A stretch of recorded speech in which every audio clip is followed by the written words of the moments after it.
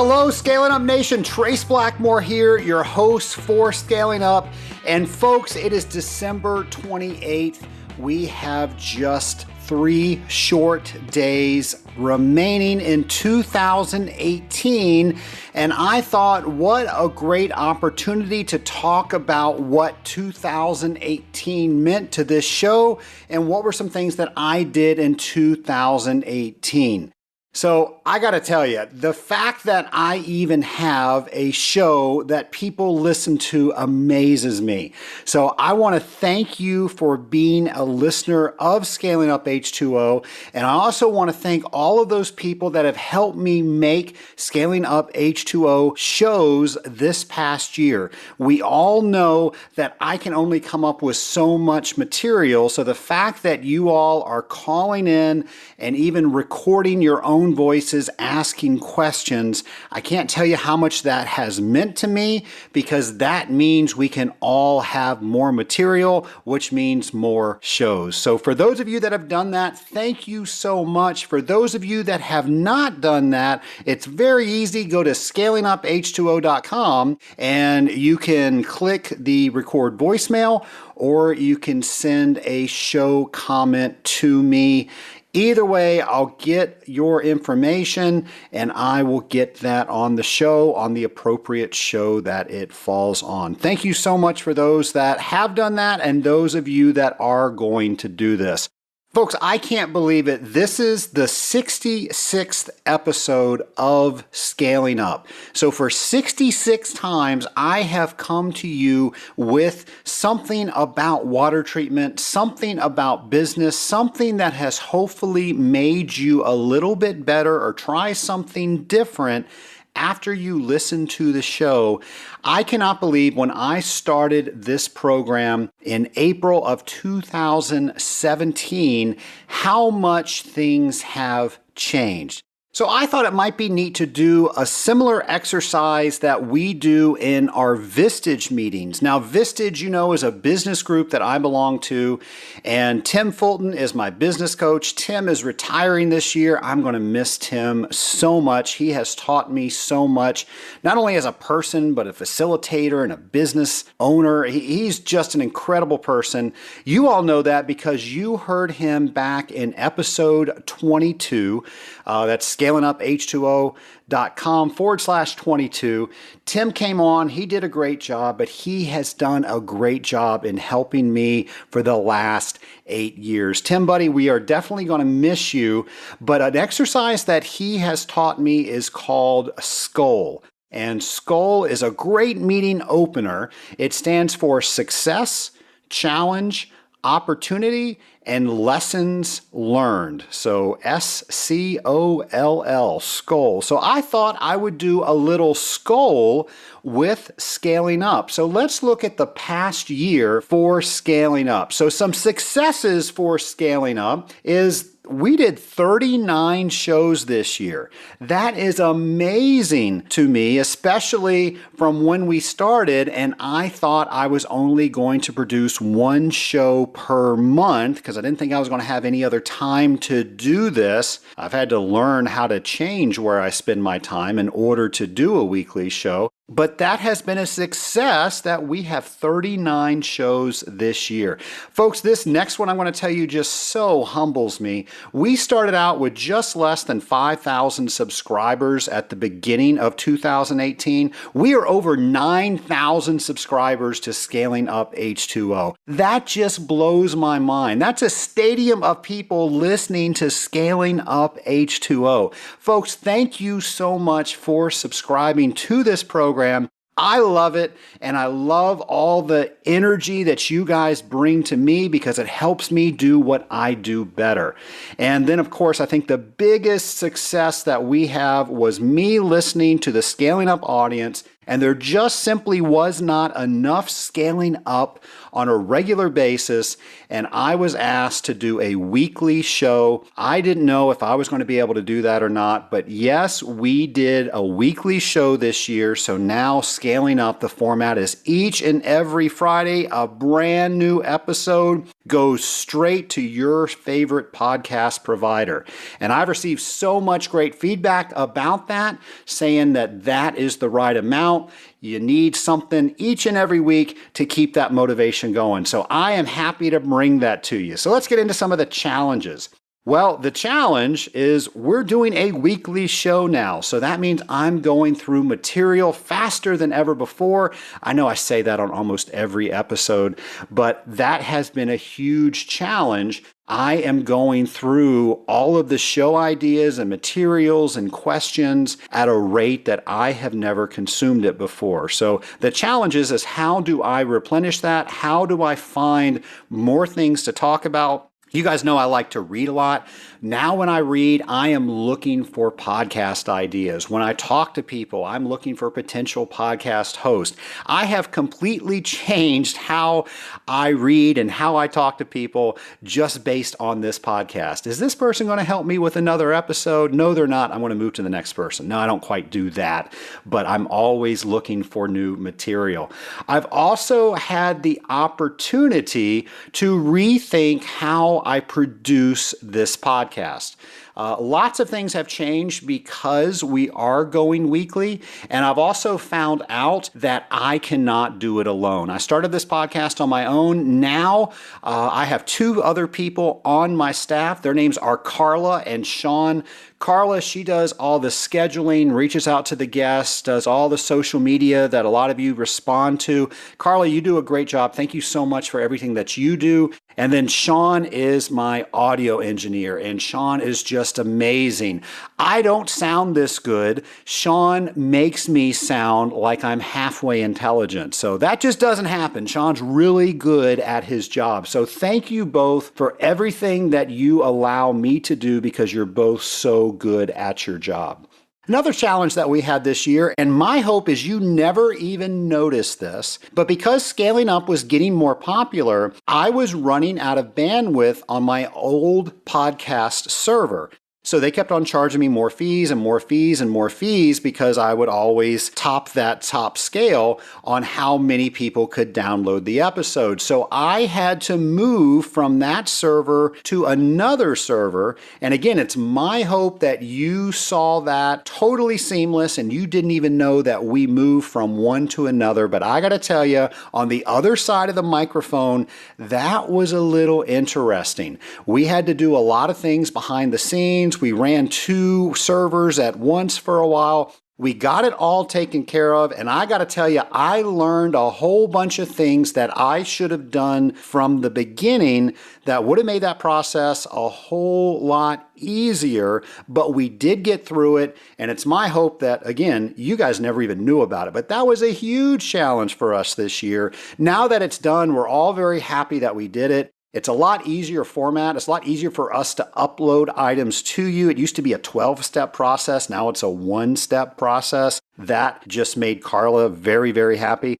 So that was probably my last challenge that I will mention for the 2018 year for Scaling Up. So let's talk about some of the opportunities. One of the opportunities that I had but I did not take was I was asked to speak at a water expo over in China. Folks, I was so humbled by that. Unfortunately, I had a previous commitment at the AWT where I was teaching at the technical training. I so badly wanted to go over to China. That just seems like such a great opportunity. They invited me again the following year, but I had another opportunity, of course, and you know how important the Association of Water Technologies is. Also, I've had the opportunity to enhance the website that the listeners come to, that you, the Scaling Up Nation, come to, and make it a lot easier for you to find items. A lot of you have improved your reading list based on my reading list, so you will now see under the resources page, not only can you more easily find the books that our guests talk about, but you'll also find my top books in my reading list. So we've got a couple of lists for you and make it very easy for you just to click on there, and then that will take you to an affiliate Amazon link where you can order that. And if you're a Prime member, in 2 days, that puppy shows up on your door. What did we ever do without Amazon?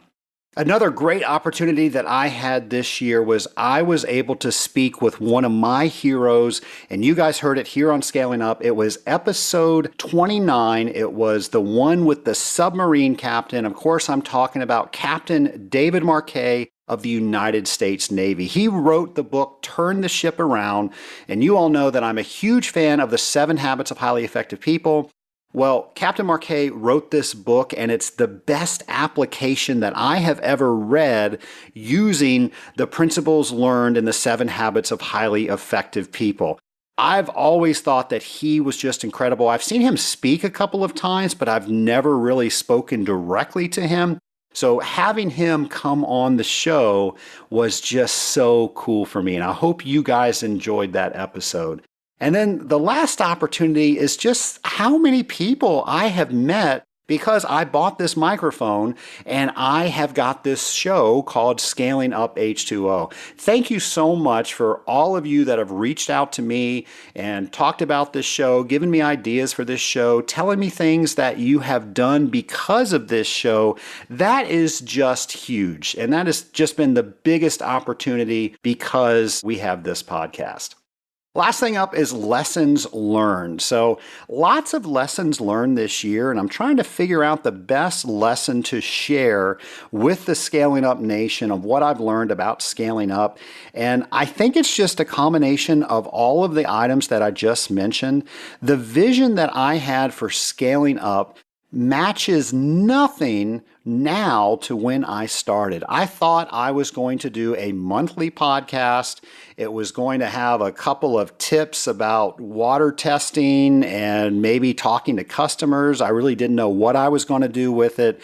And it has evolved so much because you, the Scaling Up Nation, have either written in or called or texted. A lot of you even have my cell phone numbers. You called me directly and you said, hey, this is what scaling up needs to be. And we have made that format to adopt what the Scaling Up Nation needs.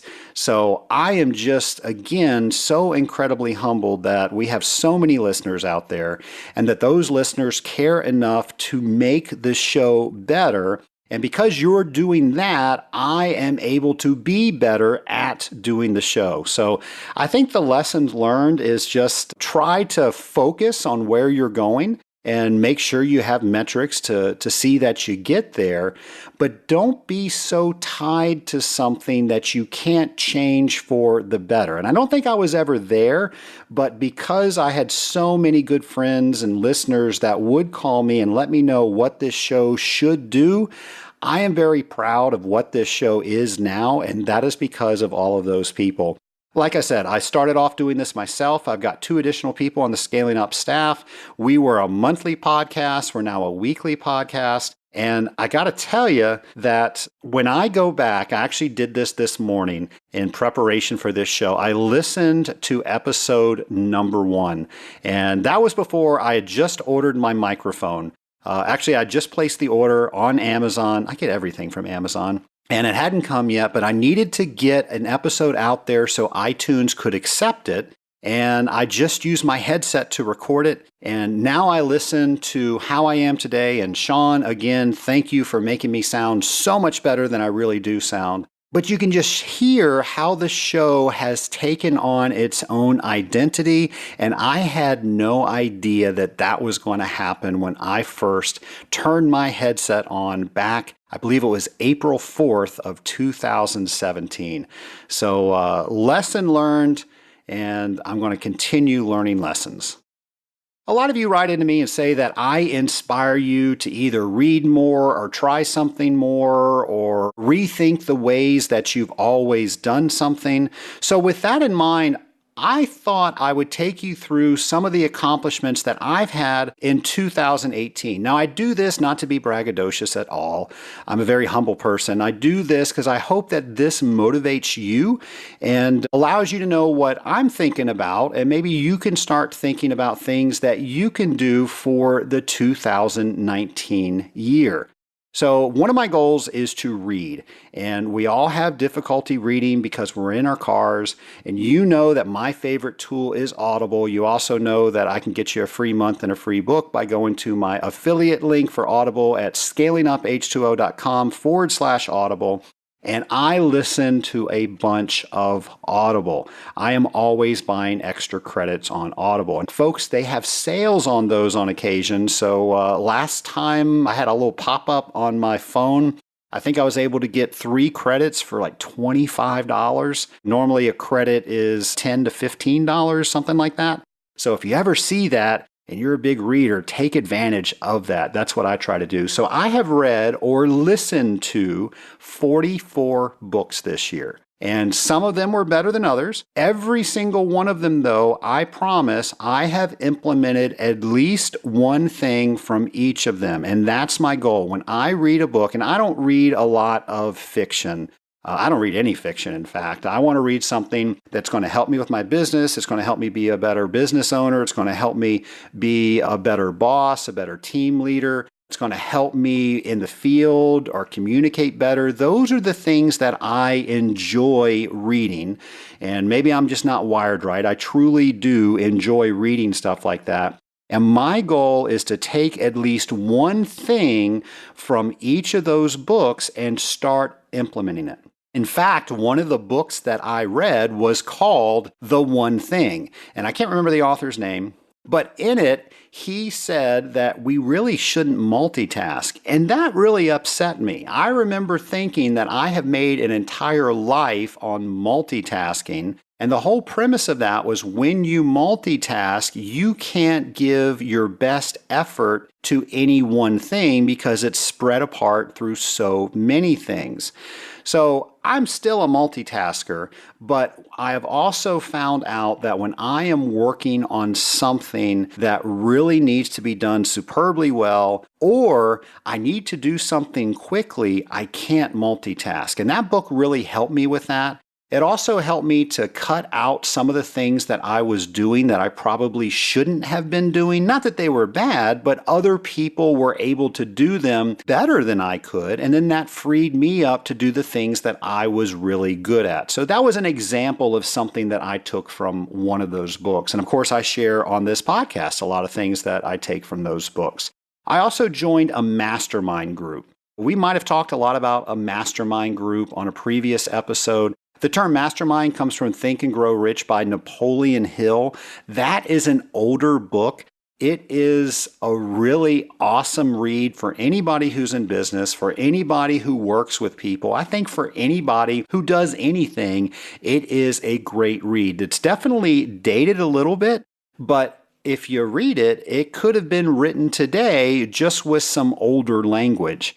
And he talks in that book about how people have to get together and talk about what's going on with them, what they need help with, how others can help them. And that's what a mastermind group is. I got to tell you, I have been a member of mine for about 4 months now, and just being able to talk to other men about what's going on. We're in a men's group, of course. There's female groups that are mastermind groups, but I don't have access to those, obviously. I don't want to leave anybody out. That's why I said that.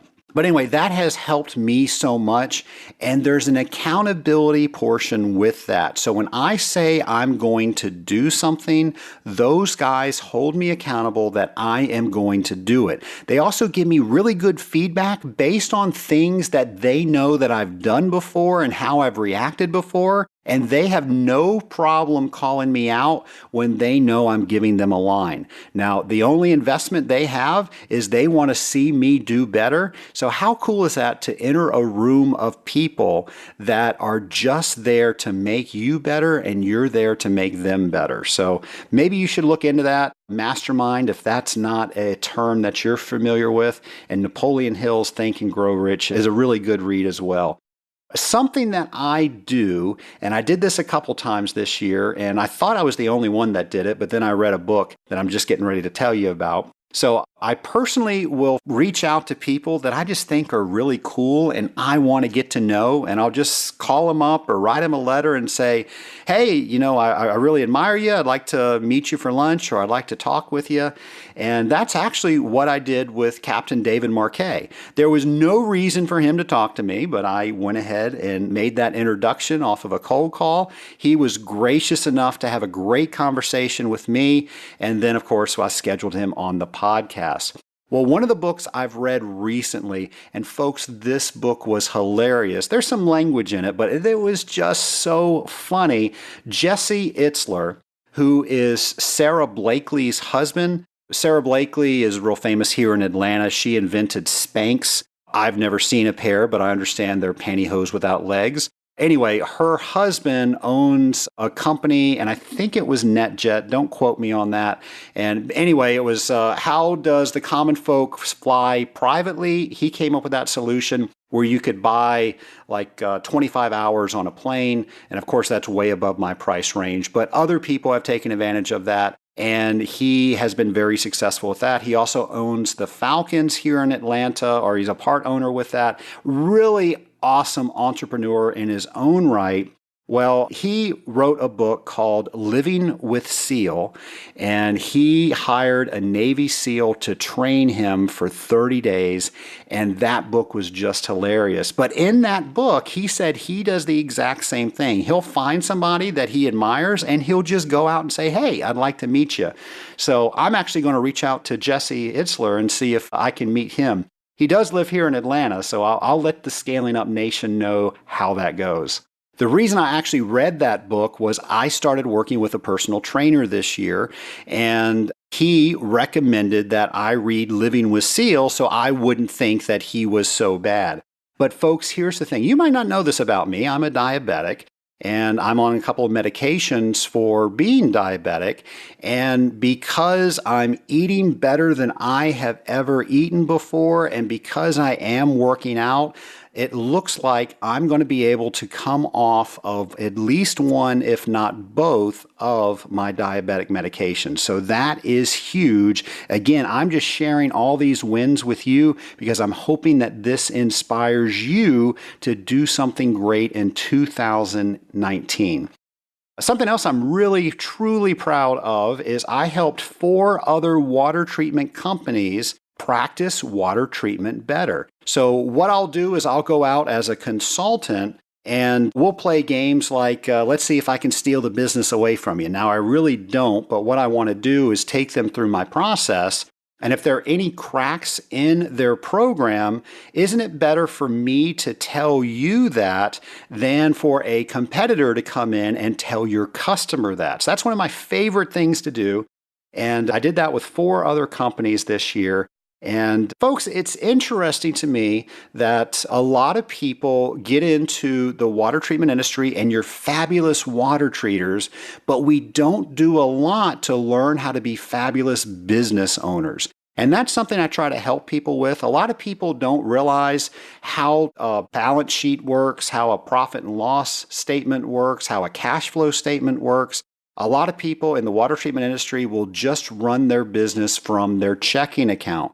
One of my huge successes is when an owner calls me back after I've worked with them and they've actually been able to figure out what their business is doing in a way that allows them to make decisions because they're actually using their financial data. So don't be ashamed if you don't know that. Folks, we're water treaters. We are very good at what we do. Many of us just simply were not trained to read these cash flow statements, P&Ls, and balance sheets, but that is a simple tool, and you can learn how to do that as well. So anyway, all 4 of these companies have called me back and said that their businesses are running better, their people are happier, and I am just so happy that I was able to work with these guys and make their companies just a little bit better. And again, it wasn't me. I didn't do anything but point a couple of items out. It was them that did everything. Another one of the successes that I've had this year is I have spoken at 6 separate events. And I've been able to meet a lot of new people in the Scaling Up Nation. I've been able to get a lot of new information to put on Scaling Up. But I really enjoy speaking in front of audiences, and I really feel that every time I get in front of people and I speak, I become a better speaker. And one of the tools that I use from the 7 Habits of Highly Effective People, and I know you've heard me talk about this, is third person teaching. When I want to learn something and somebody's teaching it to me, I don't envision myself as a student. I envision myself as the next generation teaching this. So this person's teaching me, and I'm immediately in my mind thinking of how I can teach this to somebody else. So when there's a call for papers on a local organization here in Atlanta, I normally submit that on any of these new topics that I want to learn more about, because it is going to pressure me to anticipate the questions that are going to come from the audience so I can answer those intelligently and get the information that the listener, now the new students, need so they can go out and practice that. Earlier this year, you heard from one of my friends, one of our customers, David Vinces. He was episode 56. That's scalinguph2o.com/56. And in that episode, I shared with you that David and I were co-chairs of the BTO committee in BOMA. BTO stands for Building Trade Organization, and it is the committee that the building engineers all belong to. And we're trying to figure out how to better educate the engineers, what information do the engineers need to know on upcoming code changes, and stuff like that. Well, just a few short weeks ago, I received a phone call from the new BOMA president, and they asked if I would chair that committee this year. Now, I told them that I was not a building owner or manager, and I wanted to make sure that they knew that. She told me they did know that, but they were really impressed with what I had done the previous year. Folks, I'm part of a team. I'm just doing what the team's doing, nothing straight from me. With that said, I am the first vendor member, if you will, to ever chair a committee in BOMA, Georgia. So I am extremely humbled from that. And if you remember from that episode 56, David was giving me a hard time because that wasn't really the first, that I was the co-chair and I was a vendor member. Well, he confirmed for me I am the first chair as a vendor member. So I'm really, really proud of that. Something that's totally out of my comfort zone that I've done this year is I've started working with kids at my church. In fact, I went to camp with 20 kids that I was responsible for. Folks, these were 20 12-year-olds. And I got to tell you, for 3 days, I was a 12-year-old. That was some of the most fun that I have had in a long time. Water balloon fights, tug of war. They have this thing where you jump off this pier. It's called the Blob, and it kind of launches you into the lake. It was just amazing. I had a great time. I'm looking forward to doing it next year as well. And I think above all else, the thing that I'm most proud of this year is how many people, I've said this before, how many people I was able to meet because of scaling up H2O. And when people come up to me and say that they are a better water treater because they're now listening to the show and they were doing the same thing over and over again, but now they're thinking about things differently and they are able to do things just a little bit differently, and that gets them to the next level. Or when people come up and say, I'm committed to get my certified water technologist designation or whatever designation that fits your specific market that you're in water treatment, that makes me feel so awesome, because one of my goals, actually my ultimate goal, is to make the industry better. And folks, when you do something like get certified, you are committing yourself to the industry, and that makes the industry better. So I want to thank all of you that have done that. This year, 145, I don't have the number right in front of me, people have taken the CWT challenge. I know for a fact that 15 people have reached out to me and said they've either gotten their CWT or they're getting ready to take their exam by the time this show airs. So folks, thank you so much for doing that. And I really appreciate you allowing me to be part of that story. I thought the next thing we would do, it'd be a little fun to look at some of the items that are either predicted to happen next year or the items that are going to happen next year. So this is from a site called Quantum Run, and that's what they do, is they predict things. So coming up, what we can look forward to in 2019, 5G will replace 4G, so we'll start seeing our laptops and our phones start being able to accept those. I'm not sure if that means we're going to have to get new equipment. It probably does. GM will release their own version of self-driving cars. And folks, it's finally here. Season 8 of Game of Thrones will be released in 2018. I know we've all been waiting for that. That is the most mentioned show on Scaling Up, I think. And then here's something that was very interesting. Harley-Davidson will release their first electric motorcycle. It's going to be called the Livewire. The whole thing about Harleys is how cool they sound. I'm not sure how they're going to get that with the electric version. And then Volvo has committed that they're going to continue manufacturing their existing models, but any new models are all going to be electric. That's really interesting. Folding cell phones are going to make a comeback in 2019, and the internet will actually take over TV in terms of minutes consumed in a day. So more people will spend time on the internet than they do watching television in 2019. We're also looking to expect an economic recession during the first couple of quarters in 2019. So those of you that have read business magazines such as Inc., you have been expecting this because several people have been forecasting that we would see a recession in 2019. And then I saved the best for last. Star Wars Episode 9 is being released in 2019. Folks, I hope you take a couple of moments to think about how you're going to be better in 2019 and what are some of the accomplishments that you can make in the 2019 year that are going to allow you to be better. Take a moment, write those down, share that with somebody, have them do the same thing, hold each other accountable, and then celebrate it when you get it done. Folks, this has been a great year for me, so thanks so much for helping me get this year to be so great, and thank you for continuing to listen in 2019. We're going to get 2019 started off great. I will see you next year, folks.